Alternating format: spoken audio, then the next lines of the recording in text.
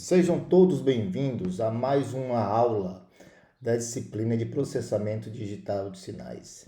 Então, a gente vai iniciar essa videoaula com um exercício. Então, eu proponho que vocês realizem o projeto de um integrador discreto, né? Utilizando o MATLAB, ok? Então, considerando que todos pausaram o vídeo e tentaram resolver o exercício, vamos à solução, ok? Então, o integrador em tempo contínuo, todos nós já temos familiaridade com o integrador, né? A operação de integração. Porém, no mundo discreto, né? Estudando sistemas discretos, a gente não tem essa familiaridade toda. Então é necessário fazer vamos dizer assim, construir a base.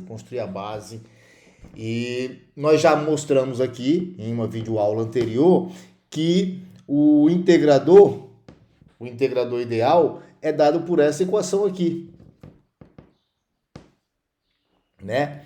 Que nós normalmente escrevemos dessa forma: y de n é igual a limite, quando t tende a zero, de t somatório de menos infinito a n de xk, né? E quando t for muito pequeno, né? A gente escreve a gente utiliza essa equação: y de n é igual a t somatório de menos infinito a n de xk, ok? Xk. Então a gente vai considerar essa equação porque a gente vai assumir que t, a constante t, é realmente muito pequena. Então nós vimos também que aquela equação para o integrador a gente pode, ao invés de fazer o somatório de todas as amostras, a gente pode pegar a amostra atual, somar com o somatório das amostras antes da amostra atual, que é a forma recursiva. Então essa equação aqui a gente comentou inclusive que ela é preferível trabalhar com esse tipo de equação porque a gente se resume a duas somas para determinar quem é y de n, ok?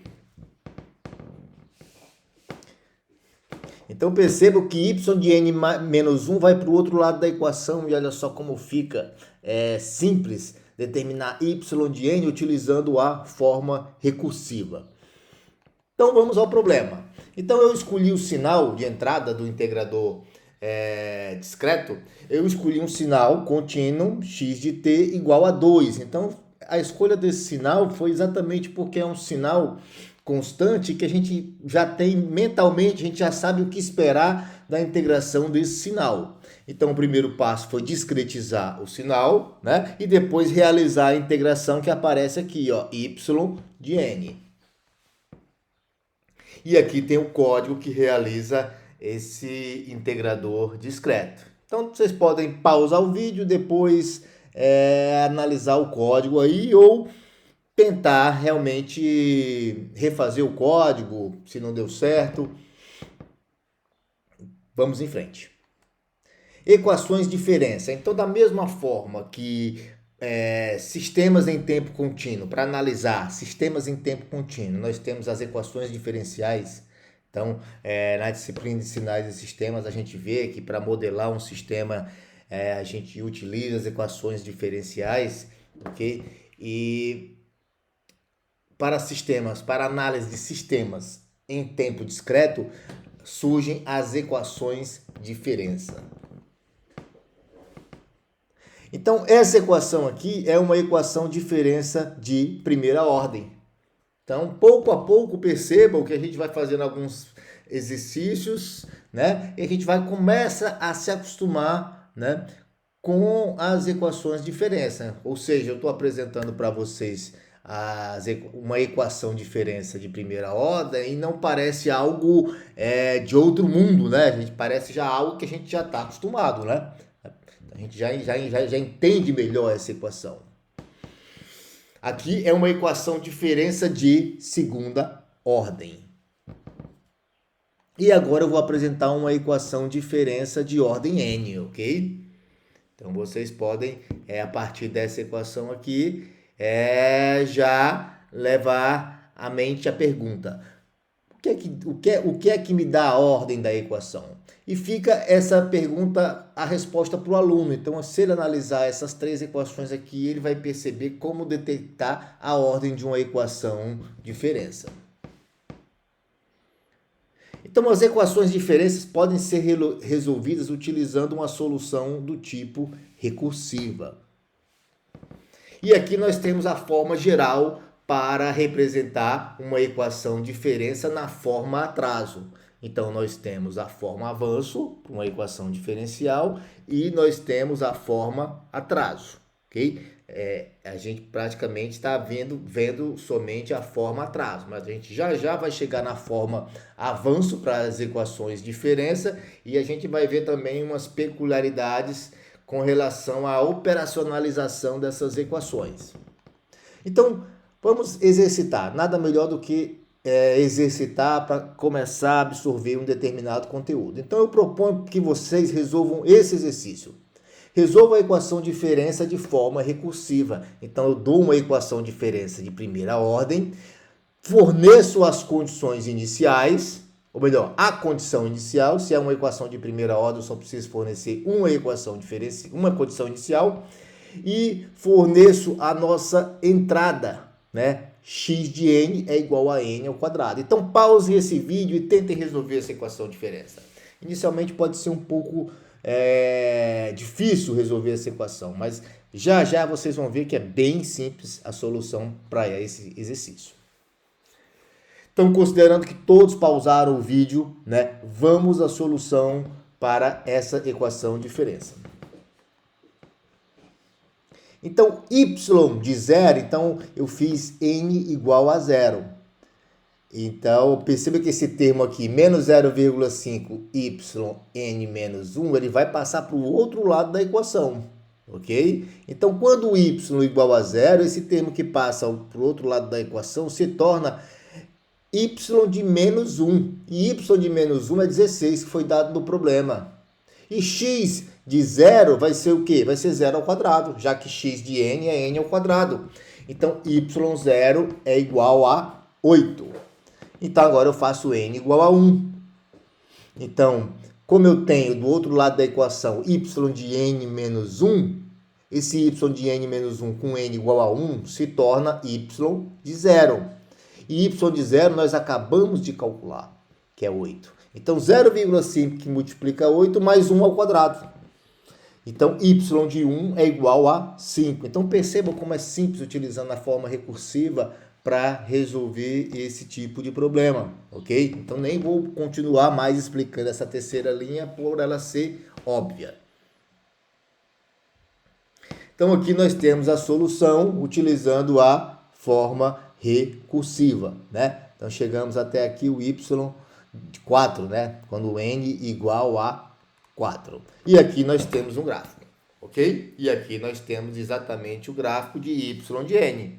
E a gente pode calcular, quero calcular 1000 termos dessa equação, né? Quero calcular 1000 termos. É só gerar um código aí e fazer n variar, né? De 0 a 999, ok? Então, agora eu proponho um exercício um pouco mais complexo. Resolva a equação diferença de forma recursiva considerando x de n igual a n. E depois apresente uma solução usando o MATLAB. Então aqui já é um problema que vocês vão ter que parar mais tempo. E eu aconselho que vocês, antes de prosseguir com o vídeo, parem e tentem resolver, tá? Porque além da questão da solução da equação de diferença, perceba que ela não está aparecendo na forma atraso, mas agora ela já está aparecendo na forma avanço, ok? Então vai precisar de um detalhe aí para resolver a equação. O problema ainda pede que vocês solucionem esse problema utilizando o MATLAB. Então é mais um passo aí que vocês vão ter que dar. Então pausem o vídeo aí, sem pressa, tentem resolver esse exercício. Considerando que todos pausaram o vídeo, vamos à solução para esse problema. Ok? Então, eu vou fazer inicialmente n igual a menos 2. Porque fazendo n igual a menos 2, eu vou ter y de 0. E passando para o outro lado, y de n mais 1 e y de n, eu vou ter, quando n igual a menos 2, eu vou ter y de menos 1 e y de menos 2, que são condições iniciais do problema. Né? Então, começando com n igual a menos 2, eu soluciono todos os meus problemas. Né? E perceba que fazendo n igual a menos 2, eu vou ter como entradas menos 1 e 0, ok? Menos 1 e 0.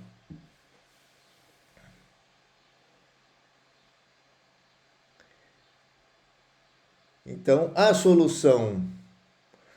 solução para esse termo aqui, y de 0, é igual a 1,76. Aí pode surgir a seguinte pergunta: mas x de n não é igual a n? Por que apareceu 0 e 0 para x de n mais 2 e x de n mais 1? É que é uma condição do exercício. Ele diz, ó, x de n é igual a n, começando em n igual a 0. Então, somente quando n for igual a 0 é que x de n é igual a n. Qualquer outro momento, qualquer valor negativo de n, x de n vai ser nulo, tá ok? Então, isso aí vai responder essa questão que aparece ali, x de 0 e x de menos 1, que a gente poderia achar que seria menos 1 e 0 que deveria aparecer, mas não, é 0 e 0. E aí ficou fácil agora, y de 1, ok? Aí eu vou ter essa condição aqui, que y de n mais 1 é o que nós acabamos de calcular, ok?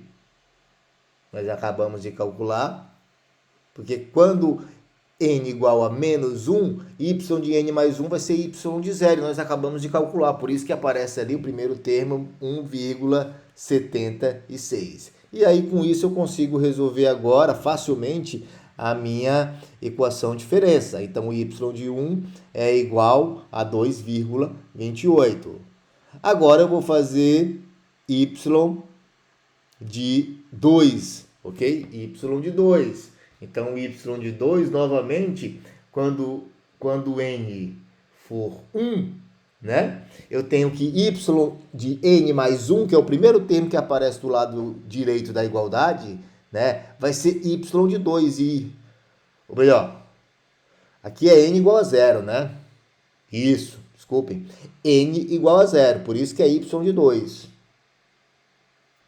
Então, y de 2 vai ser, do lado direito eu tenho um y de n mais 1, como n é 0, eu vou ter y de 1. Y de 1 foi o que nós acabamos de calcular.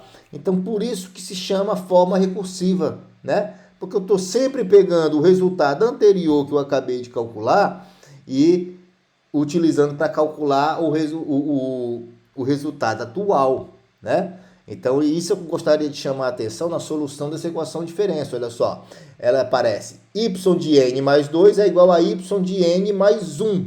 Então, para calcular o termo atual, eu tenho que saber o termo anterior, ok?